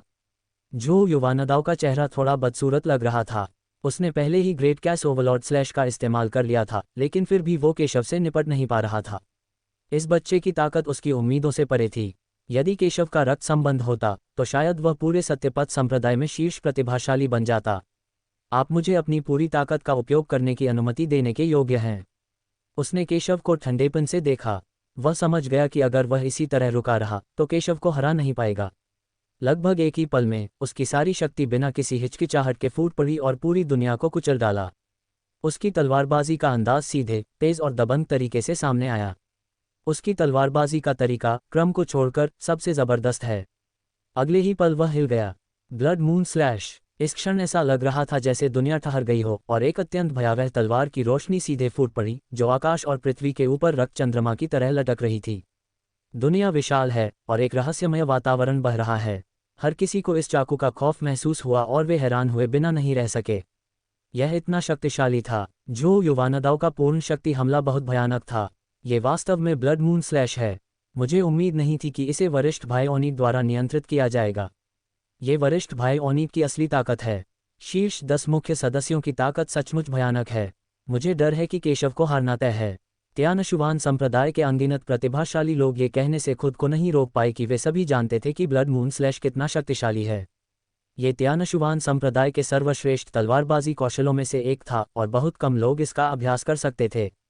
हालांकि ओनिट ने इसे बखूबी निभाया। अच्छा चाकू कौशल। इस समय केशव खुद को थोड़ा सिर हिलाए बिना नहीं रह सका। सत्यपथ संप्रदाय की तलवारबाज प्रतिभा, जिसका उसने पहले सामना किया था, की तुलना में ओनिट का हमला वाकई प्रभावशाली था, बल्कि कई गुना ज्यादा शक्तिशाली। लेकिन फिर भी यह उसे धमकी नहीं दे सकता। वह शांत दिख रहा था और जैसे ही चाकू बाहर निकाला गया, उसने भी कार्रवाई शुरू कर दी। स्वर्ग तोड़ने वाली तलवार। केशव के हाथों से सीधे संघनित तलवार। एक तलवार सीधे निकली और सीधे ब्लड मून स्लैश से टकरा गई। यह ऐसा था जैसे कोई ज्वालामुखी पृथ्वी से टकराकर भयंकर ध्वनि के साथ फट गया हो। अंततः शून्य जोर से हिला और केशव और ओनिट एक साथ कई कदम पीछे हट गए। ओनिट केशव से कई कदम आगे पीछे हट गया। सबकी आंखें बदल गईं। ओनिट ने इतना भयानक हमला किया था, फिर भी वो केशव को हरा नहीं सका। केशव कितना भयानक था। जो युवानदाव का चेहरा बेहद बदसूरत लग रहा था। उसे उम्मीद नहीं थी कि केशव ने उसके हमले को नाकाम कर दिया होगा। उसका राज्य केशव से कहीं बेहतर है और उसका वंश भी है, लेकिन अब तक उसे कोई लाभ नहीं मिला है, जो कि शर्म की बात है। उसे केशव को हराना होगा और ओजस का बदला लेना होगा। धमाका, वह फिर से हमला करता है। रक्त स्लैश। जैसे ही उसने फिर से हमला किया, तलवार का इरादा एक पल में काफी बदल गया और अंतहीन जानलेवा इरादे ने उसके चारों ओर हवा को खून के समुद्र और लाशों के पहाड़ के भयानक दृश्य की तरह भर दिया, जो बेहद भयानक था। कई लोगों को लगा कि उनका मन फंस गया है और एक नज़र देखने के बाद वे बाहर नहीं निकल पा रहे हैं। इस चाकू में एक भयानक जानलेवा इरादा था जो रक्त लाल रोशनी से सना हुआ था और सीधे केशव की ओर चला गया। इतना भयानक हत्या का इरादा। कहावत है कि वरिष्ठ भाई ओनिट ने एक बार गुप्त लोकों में प्रवेश किया और अनगिनत राक्षसों को मार डाला। यही कारण है कि उनमें इतनी भयानक हत्या करने की मंशा थी। कितना शक्तिशाली। कमजोर मानसिक स्थिति वाले किसी भी व्यक्ति को संभवतः सीधे तौर पर दबा दिया जाएगा। अनगिनत प्रतिभाशाली लोग ओनिट द्वारा जारी भयानक जानलेवा इरादे का विरोध करने में असमर्थ थे। हालांकि अगले ही पल सभी को ये देखकर आश्चर्य हुआ कि ओनिट के रक्ती विलस्लैश का सामना करते समय केशव को बिल्कुल भी परवाह नहीं थी और वह बिल्कुल भी प्रभावित नहीं हुआ था। जो युवानदाव का जानलेवा इरादा उसी स्तर या उससे भी ऊंचे स्तर के प्रतिभाशाली लोगों की तुलना में बहुत मजबूत है, लेकिन उसका प्रतिद्वंद्वी केशव है। पिछले जन्म में स्वर्ग का सर्वोच्च प्राणी। सर्वोच्च बनने के लिए स्वाभाविक रूप से उसके रास्ते में अनगिनत दुश्मन थे। केशव ने स्वर्ग में सर्वोच्च बनने के लिए अनगिनत दुश्मनों को लगभग रौंद डाला और ये तो बताने की जरूरत ही नहीं कि बाद में उसे अनगिनत राक्षसों से भी निपटना पड़ा। उसकी हत्या की मंशा बहुत कमजोर है। उसके सामने हत्या का इरादा दिखाना हास्यास्पद है। केशव ने ओनिट को देखा और ओनिट की अभिव्यक्ति एक पल में काफी बदल गई। उसने केवल रक्त का एक विशाल समुद्र और लाशों का एक पहाड़ अपनी ओर आता हुआ महसूस किया और आकाश और पृथ्वी पर अनगिनत लाशें। केशव का जानलेवा इरादा उससे अनगिनत गुना अधिक भयानक है। वह कैसे संभव है? उसे यकीन ही नहीं हो रहा था। गुप्त लोक में खुद को प्रशिक्षित करने के लिए उसने गुप्त लोक की यात्रा की थी और अनगिनत राक्षसों को मार डाला था, लेकिन उसे उम्मीद नहीं थी कि केशव का जानलेवा इरादा उसके अपने इरादे से अनगिनत गुना ज्यादा भयानक होगा। बाकी लोग इस वक्त बिल्कुल अनजान थे। साफ जाहिर था कि हत्या का इरादा सिर्फ उसी पर था। धमाका। केशव ने अपनी तलवार से वार किया, जो ओनिट के हमले के सामने कुछ भी नहीं था और कहने लायक भी नहीं था। लेकिन जब उसकी टक्कर ओनिट के हमले से हुई तो सब दंग रह गए। ओनिट का हमला सीधे तौर पर ध्वस्त हो गया। ये सीधे विस्फोट हो गया और असुरक्षित हो गया। टकराना। जो युवानदाव सीधे उड़ गया और खून की बौछार के साथ जमीन पर गिर गया। हर कोई हैरान था। किसी ने उम्मीद नहीं की थी कि ओनिट को नुकसान होगा और वह पिछड़ जाएगा। जो युवानदाव का हमला बेहद भयानक था। लियू और अन्य बुजुर्ग दंग रह गए और अवाक रह गए।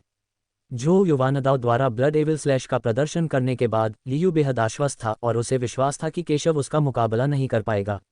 लेकिन अगले ही पल उसके शिष्य को केशव ने धक्का दे दिया, जो उसके मुंह पर एक तमाचा था। पहले ओजस, अब ओनिट। उसके शिष्य केशव के सामने कुछ भी नहीं है। ये हास्यास्पद है कि उसने एक बार सोचा था कि केशव सिर्फ एक बेकार व्यक्ति है और भविष्य में कभी भी एक मजबूत आदमी नहीं बन पाएगा। लानत है, मुझे विश्वास नहीं है कि मैं तुमसे हार जाऊंगा। जो युवानदाव ने बेहद गुस्से भरी निगाहों से केशव को देखा, ये स्वीकार करने में असमर्थ था कि वह केशव से हार जाएगा। उसने यह नहीं सोचा कि वह हार गया है, उसने तो बस ये सोचा कि वह केशव के भयानक जानलेवा इरादे से हार गया है। धमाका। उसकी रक्त शक्ति सीधे फूट पड़ी। ये जुआनक है। शीर्ष ग्रेड पृथ्वी ग्रेड जुवान के रक्तरेखा। जैसे ही रक्तरेखा मुक्त हुई, दबाव बेहद भयानक था। आसपास के कई ताकतवर लोगों को ऐसा लग रहा था जैसे वे उस भयानक ताकतवर आदमी से दबे हुए हैं और हिल भी नहीं पा रहे हैं। ये रक्त का दबाव है। जुवानके को फीनिक्स के खून वाला एक राक्षस कहा जाता है। हालांकि उसमें फीनिक्स के खून की थोड़ी सी मात्रा है, फिर भी वह उसी स्तर के अन्य राक्षसों से ज्यादा भयानक है। क्योंकि फीनिक्स दानव जानवरों की सबसे उन्नत रक्तरेखा है। यही ओनिट का असली तुरुप का पत्ता है। इससे पहले कोई भी ओनिट को अपना वंश छोड़ने के लिए मजबूर नहीं कर पाया था। केशव पहला है। उनका वंश अन्य प्रतिभाशाली लोगों के वंश से कहीं अधिक मजबूत है। जो युवानदाव की ताकत बेतहाशा बढ़ी, कई गुना आसमान छूती गई, जिससे वह लगभग युवानदान काल के उत्तरार्ध के शिखर पर पहुंच गया। अनुक्रम प्रतिभा से भी वह ज्यादा दूर नहीं था। जो युवानदाव की गति अपने चरम पर पहुंच गई और उसने ठंडी आंखों से केशव को देखा। जुबान के स्लैश। उसने जुबानके के खून से सनी तलवार से वार किया। यह उसकी जन्मजात युद्ध कला थी। इस तलवार से एक राक्षसी आग की लहर उठी जो पूरे आकाश में फैल गई। ये बेहद भयानक थी, जिसने आसपास की हवा को कुचल दिया और सीधे विस्फोट कर दिया। इससे रेफरी द्वारा लगाए गए प्रतिबंधों से धरती को हिला देने वाली आवाज़ें निकलने लगीं और उसमें अनगिनत दरारें पड़ गईं और वह ढहने से ज़्यादा दूर नहीं था।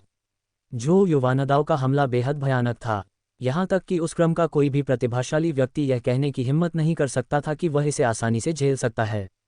लगता है ये लगभग खत्म हो गया है। केशव के पास चाहे जो भी तरीके हों, वह अभी भी वंश की प्रतिभा के सामने बहुत कमज़ोर है। वह बहुत पीछे है। हाँ, मुझे डर है कि केशव ओनीट के साथ प्रतिस्पर्धा नहीं कर सकता। अनगिनत लोग इसके बारे में बात कर रहे थे। हालांकि उन्होंने केशव की ताकत देखी थी, फिर भी उन्हें यकीन नहीं था कि केशव ओनीट का मुकाबला कर सकता है। आखिरकार हर कोई जानता है कि रक्तरेखा द्वारा लाया गया सुधार बहुत बड़ा है। समान स्तर के प्रतिभाशाली योद्धाओं में कमज़ोर वंश वाले योद्धा निश्चित रूप से मजबूत वंश वाले योद्धाओं को नहीं हरा पाएंगे। यह अनगिनत योद्धाओं का अनुभव है। यद्यपि अनगिनत प्रतिभाओं को पहले भी केशव ने हराया था, लेकिन उनकी वंशावली भी काफ़ी अच्छी थी। लेकिन ओनीट की तुलना में उनकी रक्त रेखाएं बहुत कमज़ोर हैं। इसके अलावा ओनीट का राज्य उनसे भी अधिक भयानक है और उसके वंश में सुधार से यह और भी अधिक भयानक हो जाएगा। केशव की ताकत पहले से ही कमज़ोर थी।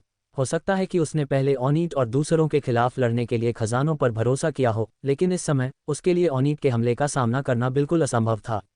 अपने आसपास के लोगों की चर्चाएं सुनकर केशव उदासीन लग रहा था। वंश वास्तव में महत्वपूर्ण है, लेकिन पूर्ण शक्ति के सामने वंश उतना महत्वपूर्ण नहीं है। इससे भी अधिक, हालांकि सभी की नज़र में केशव का कोई वंश नहीं है, लेकिन वह खुद जानता है कि वह जो खेती करता है वह दुनिया की सबसे मजबूत मानव वंश है। ये तो फीनिक्स के अवशिष्ट रक्त के साथ जुबाने के रक्तरेखा है, यह उसकी मानव रक्तरेखा से तुलनीय कैसे हो सकती है। यहाँ तक कि फीनिक्स वंश को भी उसके मानव वंश पर कोई लाभ नहीं है। बेशक इस समय ओनीट ने उसके लिए कुछ खतरा पैदा कर दिया था। धमाका! केशव को जरा भी डर नहीं लगा। उसके पीछे बिना किसी हिचकिचाहट के तलवार की नीयत साफ दिखाई दे रही थी। चौंकाने वाली तलवार की ताकत आकाश में फैल गई, जिससे स्वर्ग और पृथ्वी कांप उठे। ये केशव की तलवार की मंशा है। कितना भयानक! क्या केशव की तलवारबाजी इतनी भयानक है? कोई आश्चर्य नहीं कि उससे पहले अनगिनत प्रतिभाशाली लोग उसके सामने कुछ भी नहीं थे। कई प्रतिभाशाली लोगों ने सुना है कि केशव ने बहुत समय पहले ही तलवार की मंशा को समझ लिया था, लेकिन जिस बात ने उन्हें भयभीत और हैरान किया वह ये थी कि केशव की तलवार की मंशा पहले की तुलना में बहुत अधिक भयानक थी। ऐसा लगता है कि इस समयावधि के दौरान केशव की तलवार की मंशा में बहुत सुधार हुआ है। केशव, जिसने तलवार का इरादा प्रदर्शित किया, उसके चेहरे पर एक शांत अभिव्यक्ति थी और फिर उसने अपनी तलवार घुमाई और सीधे वार किया। ये तलवार उसके अंतिम शक्तिहीन और हताश संघर्ष की तरह लग रही थी, लेकिन जब यह ओनीट के जुबाने के स्लैश से टकराई तो यह एक ज्वार की तरह थी और सीधे अलग हो गई। भीड़ की हैरान निगाहों के नीचे ओनीट के हमले को सीधे एक तलवार से काट दिया गया। शेष शक्ति पागलों की तरह ओनीट की ओर दौड़ी। जो युवानदाव का चेहरा डर से भर गया था। उसने केशव के हमले की इतनी भयानकता की उम्मीद नहीं की थी। अपने वंश की शक्ति जारी करने के बाद भी वह अभी भी केशव के लिए कोई मुकाबला नहीं था। टकराना! उसे सीधे तलवार से मारा गया। उसके शरीर पर लगा कवच सुनहरी रोशनी से चमक उठा, उसकी जान बचा ली, लेकिन वह अभी भी गंभीर रूप से घायल था। उसका खून बहुत तेजी से बह रहा था और उसके अंदरूनी अंग लगभग टूट चुके थे। उसने अविश्वास से केशव को देखा। तुम मुझे कैसे हरा सकते हो, एक ऐसे व्यक्ति को जिसका वंश इतना प्रतिष्ठित है? सभी प्रतिभाशाली लोगों का यही विचार है। सब जानते हैं कि केशव का कोई वंश नहीं है, फिर भी वह इतना भयानक क्यों है? तुम्हारा वंश बुरा नहीं है। यह मत कहो कि तुम सिर्फ एक उच्च स्तरीय पृथ्वी श्रेणी के हो। भले ही तुम स्वर्ग श्रेणी के हो, तुम्हारा वंश बिल्कुल भी अच्छा नहीं है। इसके अलावा वंश योद्धाओं के लिए केवल एक सहायक भूमिका निभाता है, लेकिन तुम इसे एक तुरुप का पत्ता मानते हो। तुम्हें शायद ही पता हो कि एक योद्धा की असली ताकत उसकी अपनी ताकत होती है। पूर्ण शक्ति के सामने कोई भी वंश उससे ज्यादा कुछ नहीं है। केशव ने ये सुना और शांति से कहा। केशव की बातें सुनकर ओनीट चुप हो गया और पूरा दर्शक भी चुप हो गया। अनगिनत प्रतिभाशाली लोग अपने वंश को अपना गौरव और अपना सबसे बड़ा तुरुप का पत्ता मानते हैं, लेकिन केशव ने बार बार उनकी अंतर्निहित धारणाओं को तोड़ा है। भले ही उसके पास वंश की शक्ति न हो, फिर भी वह चमत्कार कर सकता है। केशव ने अनगिनत प्रतिभाशाली लोगों को हराया। वे सभी प्रतिभाशाली थे और उनके वंश उत्कृष्ट थे, लेकिन केशव के सामने उनकी कोई सानी नहीं थी। मैं हार मानता हूँ। केशव की बातें सुनने के बाद ओनीट का चेहरा बदसूरत हो गया, लेकिन वह कुछ नहीं कह सका। हो सकता है कि उसके पास अभी भी कुछ तुरुप के पत्ते हों, लेकिन अब उसे एहसास हो गया है कि अगर वह इन तुरुप के पत्तों का इस्तेमाल भी करे तो भी वह केशव का मुकाबला नहीं कर सकता। आज की लड़ाई में वह थोड़ा अपमानित महसूस कर सकता है, लेकिन उसे अपनी हार का पूरा यकीन है। जो युवानदाव के शब्द सुनकर पूरा दर्शक चुप हो गया। किसी को भी उम्मीद नहीं थी कि ओनीट केशव का मुकाबला नहीं कर सकता। केशव ने वास्तव में शीर्ष 10 मुख्य शिष्यों में से एक ओनीट को हराया। केशव को सत्यपथ संप्रदाय में आए हुए 1 साल से भी कम समय हुआ है, लेकिन उसके पास पहले से ही इतनी भयानक ताकत है। उन्होंने पहले केशव को बेकार कहकर मजाक उड़ाया था। ऐसे शब्दों के बारे में सोचकर उन्हें बस यही लगा कि ये बेहद हास्यास्पद हैं। अगर केशव बेकार था तो वे कौन थे? पाह पाह पाह, सबने पूरे विश्वास के साथ तालियां बजाईं। केशव ने अपनी ताकत से उन पर विजय पा ली। उन्हें केशव के प्रति कोई नाराजगी नहीं थी। हर कोई ताकतवर से डरता है, यहाँ तक कि कई सीक्वेंस जीनियस भी केशव को दिलचस्पी से देख रहे थे। उन्हें उम्मीद नहीं थी कि केशव में इतनी ताकत होगी। यदि वे एक ही स्तर पर होते तो उनके लिए केशव जितना भयानक होना असंभव होता। केवल अभय का चेहरा बहुत उदास था। शुरू में उसने इस कूड़े के टुकड़े को बिल्कुल भी गंभीरता से नहीं लिया।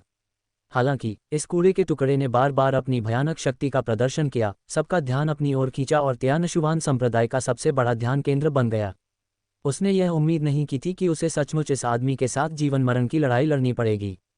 केशव ने जीत हासिल की और अन्य प्रतिभाओं के बीच प्रतिस्पर्धा जारी है।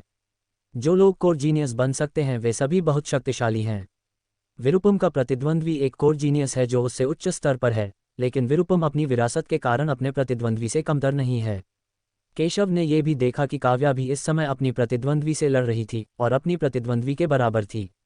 हालांकि उसे केशव की तरह सत्यपथ संप्रदाय में शामिल हुए 1 साल से भी कम समय हुआ था। वह तेजप्रताप की शिष्या थी और उसके पास अच्छी साधना संसाधन थे।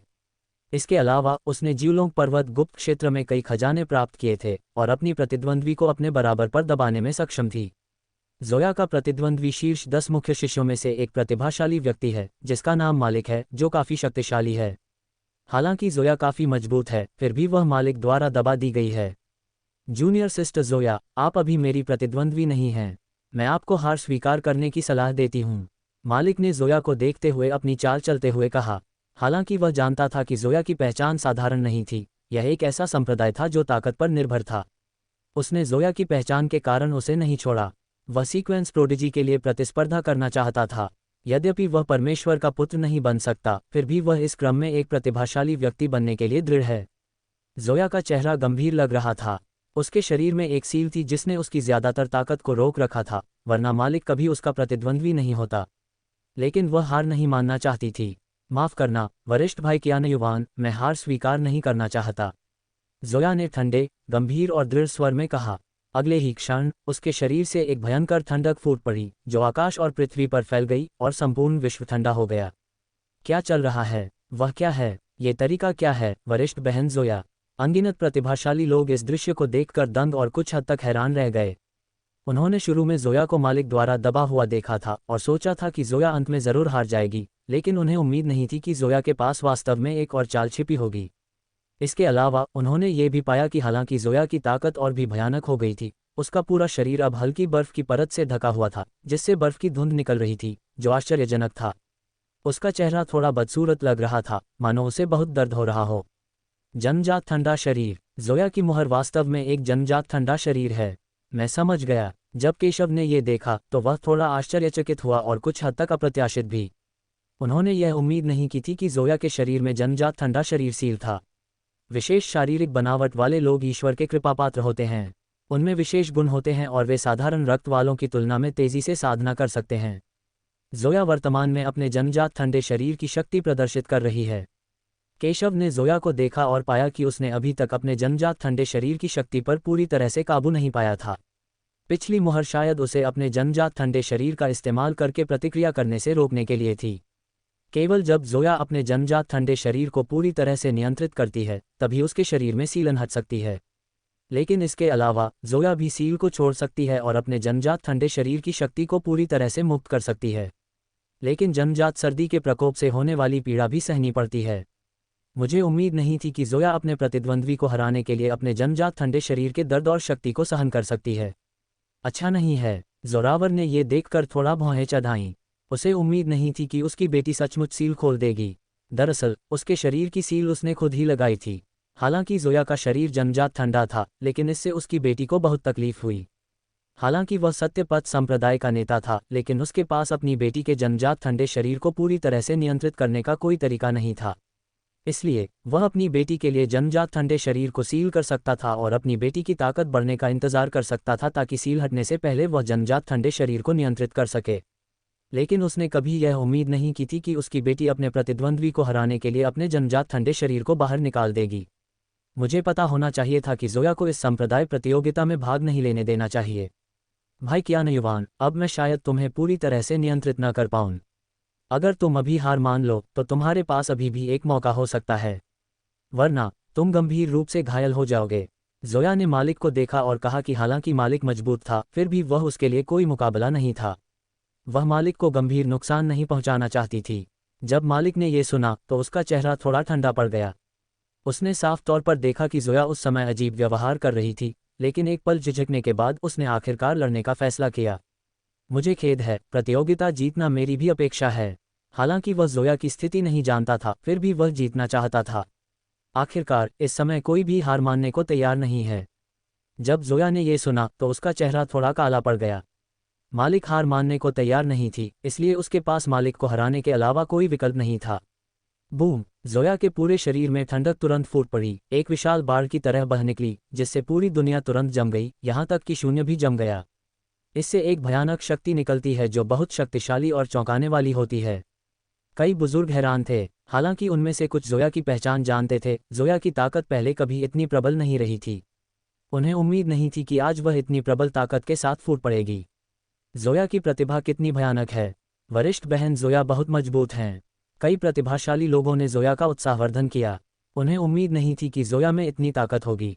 लेकिन इस समय जोरावर का चेहरा थोड़ा गंभीर था। वह जानता था कि इस अवस्था में जोया सबसे खतरनाक है।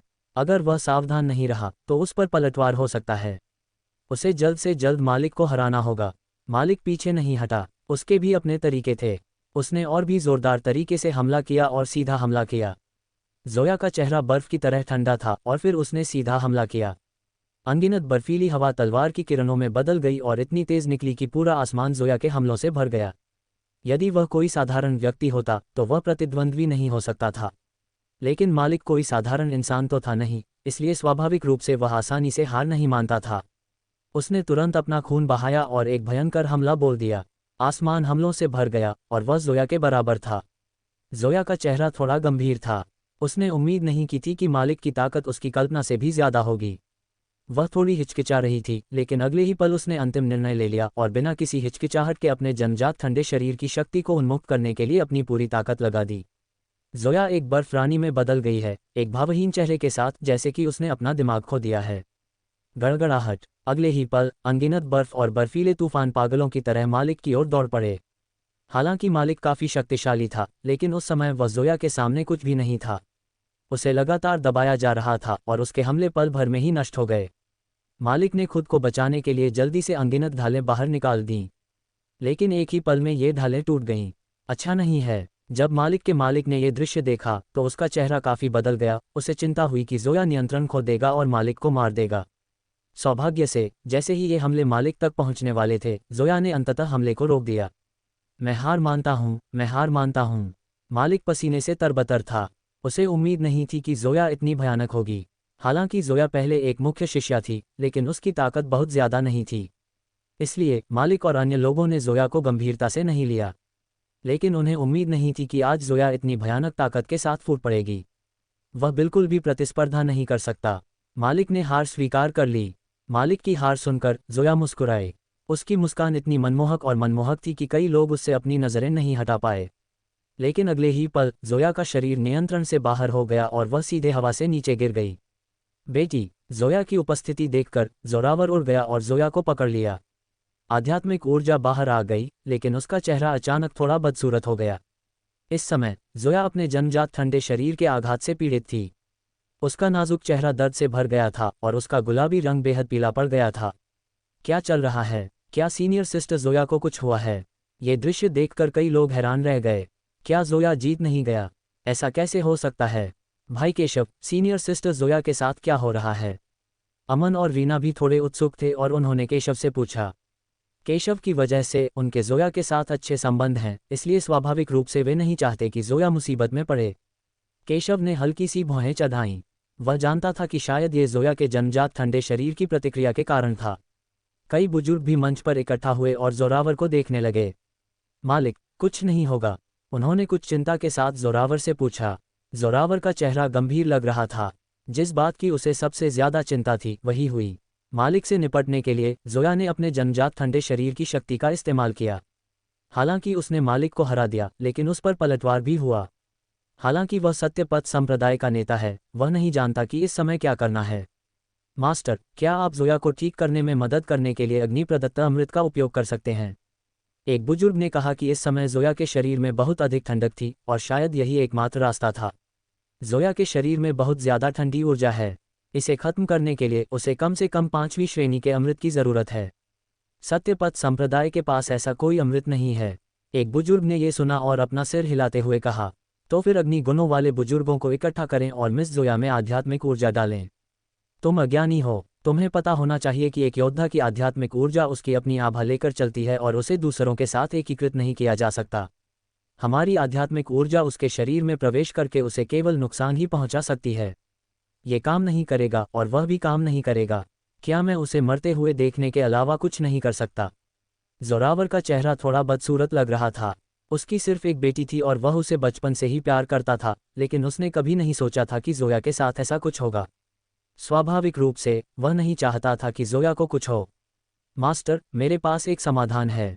लेकिन इस समय अभय खड़ा हो गया। अभय को देखकर कई बुजुर्गों ने राहत की सांस ली। अभय संप्रदाय के शीर्ष प्रतिभाशाली लोगों में से एक था, इसलिए कोई रास्ता निकल सकता है। कौन सी विधि? जोरावर ने पूछा। दोहरी खेती। अभय ने सिर हिलाया और थोड़ी देर बाद वह धीरे से बोला, दोहरी खेती। कई बुजुर्गों ने यह सुना और इसके बारे में बात करना शुरू कर दिया, लेकिन जब जोरावर ने यह सुना तो उसकी आंखें थोड़ी सिकुड़ गईं और उसने ध्यान से सोचा। एल्डर, संप्रदाय गुरु, कनिष्ठ बहन जोया इस समय बहुत कमजोर हैं। बाहरी शक्तियों का प्रवेश स्थिति को और बदतर बना देगा। हालांकि द्विसाधना यिन और यांग के सामंजस्य पर जोर देती है। डाली गई शक्ति सबसे मौलिक आध्यात्मिक ऊर्जा है। यह आध्यात्मिक ऊर्जा निश्चित रूप से जोया को कठिनाइयों पर विजय पाने में मदद करेगी। अभय बोला। जोरावर को चुप देखकर अभय ने आगे कहा, मुझे पता है कि जूनियर सिस्टर जोया इस पद्धति को स्वीकार नहीं कर सकती हैं, लेकिन जीवन सबसे महत्वपूर्ण चीज है। थोड़ी देर बाद जोरावर ने धीरे से सिर हिलाया और बड़ों की ओर देखा। बुजुर्गों, आपके अनुसार जुएर के साथ दोहरी साधना के लिए कौन उपयुक्त है? तेजप्रताप ने थोड़ा भौहें चढ़ाईं। यदि आप जुए की जान बचाना चाहते हैं तो मुझे डर है कि आपको जुए से बहुत अधिक शक्तिशाली होना चाहिए, कम से कम गोल्डन एम्ब्रियो क्षेत्र तक पहुंचना चाहिए। ये कहने के बाद कई लोगों ने अभय की ओर देखा। अभय एकमात्र प्रतिभाशाली व्यक्ति है जिसने स्वर्ण भ्रूण क्षेत्र को तोड़ दिया है और उसकी प्रतिभा असाधारण है। बिल्कुल नहीं, यह मामला जूनियर सिस्टर जोया की मासूमियत से जुड़ा है। मैं, अभय, किसी संकटग्रस्त व्यक्ति का फायदा नहीं उठा सकती। जब अभय ने यह सुना तो वह धर्मी लग रहा था, लेकिन जब उसने जोया को देखा तो उसकी आंखों में बहुत लालच था। जोया मूल रूप से बहुत सुंदर थी और कई मुख्य शिष्यों की स्वप्न देवी थी। किसी ने सोचा भी नहीं होगा कि जोया संप्रदाय के नेता की बेटी भी थी। अभय, इस समय सभी प्रतिभाशाली लोगों में से केवल आपकी प्रतिभा ही जोया के योग्य है। मुझे विश्वास है कि जोया जब जागेगी तो आपको स्वीकार करेगी, एक बुजुर्ग ने सलाह दी। जोरावर ने हल्की सी भौहें चढ़ाईं, उसका चेहरा थोड़ा बदसूरत लग रहा था। हालांकि यह बात जोया की मासूमियत को नुकसान पहुंचा सकती थी, लेकिन अगर उसने उसे नहीं बचाया तो जोया मर जाएगी। अभय की प्रतिभा बहुत अच्छी है। कम से कम वे दोनों एक साथ हो सकते हैं। वे एक अच्छे जोड़ीदार हैं। जोया को बचाने के लिए मैं केवल एक जुआ खेल सकता हूं। अंततः उसने सहमति में सिर हिलाया। ये देखकर अभय, हालांकि शांत था, अपने भीतर के उत्साह को छिपा नहीं सका और उसका पूरा शरीर थोड़ा कांप उठा। जब तक वह जोया को प्राप्त करता रहेगा तब तक सत्यपथ संप्रदाय उसकी पहुंच में रहेगा और सुंदरता और संप्रदाय दोनों उसके होंगे। चूंकि संप्रदाय गुरु सहमत हो गए हैं, मैं, अभय, केवल अपने सिद्धांतों को त्याग सकता हूं। आखिरकार ये जूनियर सिस्टर जोया के जीवन की चिंता करता है। अभय धर्मी और विस्मयकारी लग रहा था। कई बुजुर्गों ने प्रशंसा में सिर हिलाया। अभय में महान प्रतिभा और उत्कृष्ट चरित्र है। हालांकि प्रमुख अनुक्रमों के अन्य शिष्य अभय को कुछ ईर्ष्या और जलन से देखते थे। वे अच्छी तरह जानते थे कि अभय क्या सोच रहा है, लेकिन अफसोस की बात यह थी कि उनका क्षेत्र थोड़ा नीचे था, जिससे अभय को यह मौका मिल गया। इंतजार। लेकिन इस समय एक आवाज ने सन्नाटा तोड़ा। सबने उस व्यक्ति की ओर देखा जिसने बोला था। वह केशव था। लड़के, ये तुम्हारे बात करने की जगह नहीं है, जल्दी करो और यहाँ से चले जाओ। केशव को आते देख कई बुजुर्ग जो केशव से नाखुश थे ठंडी सांस लेने लगे।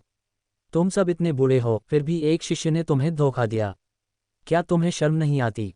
केशव ने उन्हें अनदेखा कर दिया, लेकिन जोरावर और अन्य लोगों को देखा, भौहें चढ़ाईं और कहा, शुरू में वह इस मामले में शामिल नहीं होना चाहता था और सोचता था कि वे जोया की समस्या का समाधान कर सकते हैं। लेकिन उसे उम्मीद नहीं थी कि वे न केवल इसे सुलझाने में असफल रहे बल्कि अभय के समुद्री डाकू जहाज पर भी चढ़ गए। उसने अभय के लालच को देखा जिसे छिपाना मुश्किल था और स्वाभाविक रूप से समझ गया कि अभय के कुछ और ही इरादे थे। इसके अलावा उसकी तथाकथित दोहरी साधना जोया को बिल्कुल भी नहीं बचा सकती थी और अंततः जोया की मृत्यु को और भी तेज कर देगी। धोखा दिया। जब जोरावर ने यह सुना तो उसकी भौहें थोड़ी सिकुड़ गईं और वह थोड़ा बदसूरत सा दिखने लगा। उसे पहले भी लगा था कि कुछ गड़बड़ है और अब जब उसने इसके बारे में सोचा तो वह भी इसे हल नहीं कर पाया। अभय ने रोगों को ठीक करने और लोगों को बचाने के लिए दोहरी साधना के बारे में जो कहा था वह पूरी तरह बकवास था। वह शायद ये सिर्फ अपने लिए कर रहा था। बेटे, क्या मतलब है तुम्हारा? छोटी बहन जोया की हालत गंभीर है। अगर कुछ हो गया तो क्या तुम जिम्मेदारी उठा सकते हो? अभय ने देखा कि केशव ने उसके अच्छे कर्मों पर पानी फेर दिया है और वह हत्या के इरादे से भर गया। इस कमीने को अगर पहले पता होता तो केशव को पहले ही मार देता। चिंता मत करो, जोया अभी नहीं मरेगी। अगर वह मर भी जाती है तो मैं उसे बचा सकता हूँ। केशव ने अभय को गंभीरता से लिए बिना शांति से कहा।